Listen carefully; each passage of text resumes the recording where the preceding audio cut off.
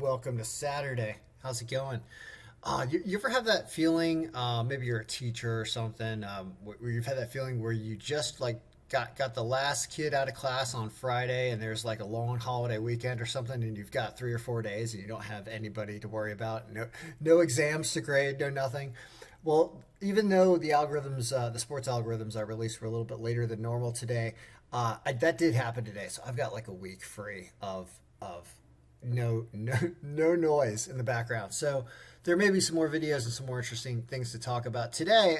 I'm actually not going to talk about the betting portion as much today as I'm going to talk about just scheduling and what is happening in all the major sports. We're going to talk about football. We're not going to talk about college football. I don't do college football anymore. I tried it one year, a few years ago. It was too hard. It's too hard. I was too scared by college football. So I don't do that. But when you talk about NFL, we'll talk about NBA, we'll talk about college basketball in progress, and we'll talk about hockey. But let's start with NFL because it's really complicated now. So what's funny is we have this slicer here for day of the week. And last season, if you looked at last year's file and you opened up all the weeks, you'd see that there was a football game played on every single day of the week throughout the year. That is, like, meaning there was a game on Friday, there was a game on Tuesday, there was a game on Wednesday. Things that have never happened before. Well, that happened last year, and look what's starting to happen now. We're starting to see things like Tuesdays and Saturdays, and stuff's popping up. So get ready for football every day. That's what I think's coming. So what has happened is that the Saturday game, which I guess we should start with because it's happening today, I think, is the Patriots supposedly over the Colts. Now, what's really something that must be looked at now is the injury report. And the injury report, which comes from here, ends up tying into the Proj pivot sheet. And all the injury statuses that exist are going to pop up on this here. So, I was doing a little test before to see like where is all the COVID stuff coming on, and you can totally see it open up when you click on all the COVIDs. And you see who's got what and the contribution by team. You can see why they delayed the Rams game, delayed the Browns game, delayed Seattle, Washington. Heineke just got diagnosed. You can see all this happening. It's an interesting way to look at it. But for tonight's game, because God, how long are we going to make this video today? Just for tonight's game, I would say let's look at just those two teams, right? Indianapolis and New England. You can do that by, I guess I got rid of the team slicer. No, it's right here. You can do that by clicking on New England and Indianapolis right here. And you'll see that what's going on with them is Indianapolis actually looks remarkably healthy. I wonder if they're coming off a bye or something. And the Patriots have some knee, and they also had some COVID also. J.J. Taylor, just one, looks like. All right, so I do see, Nick Folk, kicker, has been having that injury forever, and then Brandon Bolden. What do we take from this? We take from this that the Colts' contribution percentages are actually higher than the Patriots, and the only reason why the Patriots are favored and end up coming out winning in the projections is because their defense is stronger, although Indianapolis' defense is healthier, and this alternate prediction is only 3 points. So I can see why the spread is 2.5 plus for the Patriots. Oh, wow. Wow. Just the algorithm says the Patriots win this game. There are some things to look at in that injury report, but it says they win the game. Also says they win by win score. Are they in a need to win this game? I don't know. As for the Sunday, and then what's going on Tuesday is the Eagles,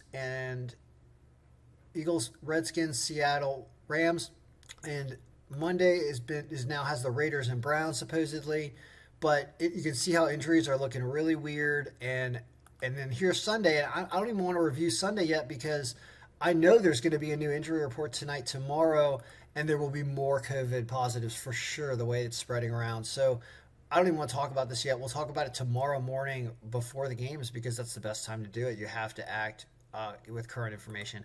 But as for today, it's saying the Patriots all said and done, and it's because they just find a way to win. That's really the answer why. So that's football, all right? Football for the day.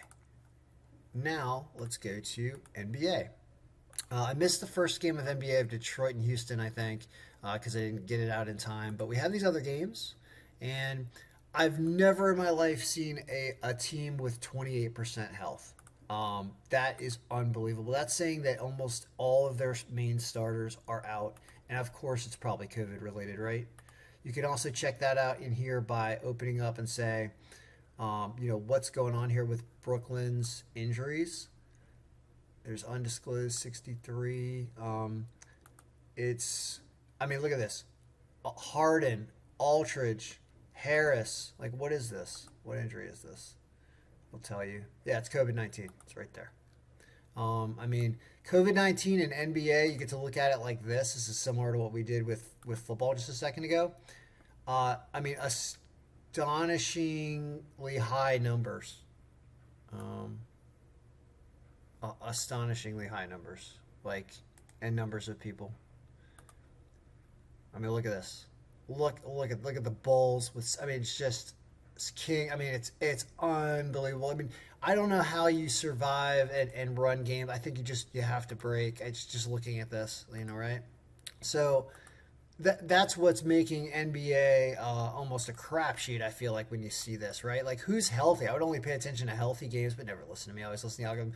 But you see Golden State out against Toronto, and now they're a huge underdog. Like, I think the odds makers don't even know what on earth to do right now, because we've never seen anything like this with teams' compositions just completely being messed around, and that's one of the reasons why I think they're actually going to break. So I don't see much to talk about in NBA other than the highest percentage of players are out. So it's a mess.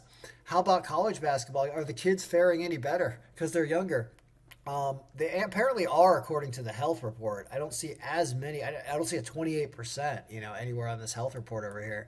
I see some in the 60s, but not 20s. There are 70 or 71 games I think we got in here today. Tons of games. All of our underdogs are away, of course. That stinks. Are there any good home teams? Because you want to focus on home teams.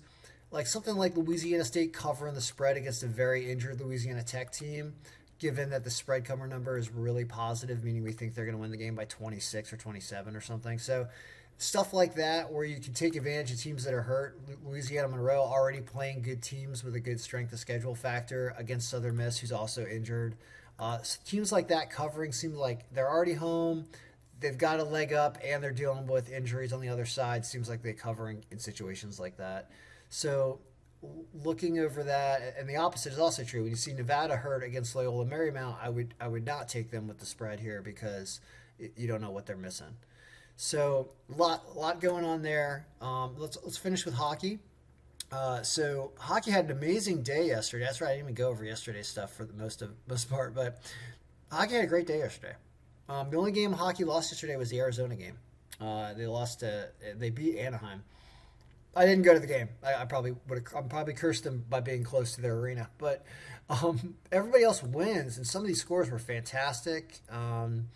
Actually, this Washington game flipped. I think this was a push game. But these other ones won. Vegas wins. Pittsburgh barely wins. St. Louis, pick of the day, wins. No problem, and covers. And Nashville, the underdog, wins. So it was a really excellent day on Friday. As for today, Saturday, one thing that popped out at me is I'm like, oh my God, Vancouver's the number one pick of the day. Apparently, Peter Mrazek is confirmed because he moved on there as the goalie for Toronto. And if that's the case, that's what's pushing Vancouver at an underdog line to the number one pick of the day. So that's interesting. Chicago, I don't know how the Bulls are sick and the Blackhawks are healthy, likes them at an underdog line to beat Ottinger and Dallas, coming off a big loss last night, right, to St. Louis, I believe. So this another underdog. Top two picks of the day, underdog. With third pick, Ottawa over Philadelphia. Underdog haven Saturday here, and Carolina not an underdog, and going up against a really good playing LA team. This is actually a closer game. I like that the algorithm moved this Carolina game down below those other underdogs because this is a scary game. Look at the strength of LA recently, getting better. They got a really high power streak rating. And quick plays good sometimes, and this very close game actually. So that's interesting. And then, but the other game, New Jersey, Detroit, is picking a tie there. Look at that, tie all around. So that's the bet. The tie game is New Jersey, Detroit, And Edmonton, Seattle, all the way down here. Wow, is it favoring Seattle? How many underdogs are we favored today? 1, 2, 3, 4, 5. 5 out of 6 underdogs the algorithm favors. Fascinating. We'll have to see how that pans out today. All right, guys. Good luck, everybody. I'm going to do some payroll videos about Oklahoma. That's what's coming up. All right, good luck. May all your picks be winning.